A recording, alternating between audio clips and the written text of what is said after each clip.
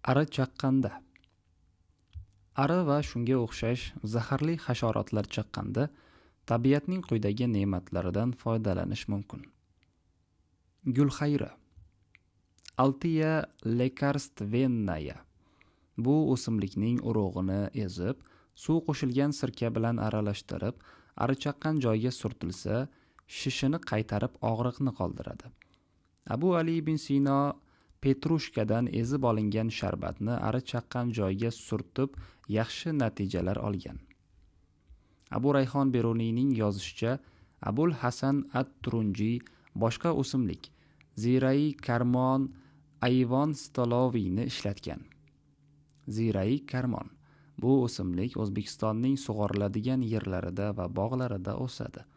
Bo'yi 30-60 sm gacha yetadigan o't o'simlik.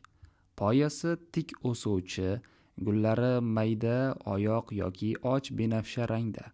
Bargi 2 yoki 3 marta ajralgan. Qini bilan poyada ketma-ket joylashgan. Mevasi qo'shaloq pista.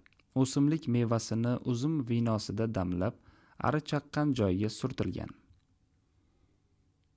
Otquloq. Abu Ali ibn Sino otquloqning barglarini yaxshilab ezib, yangilligicha ari chaqqan joyga surtgan.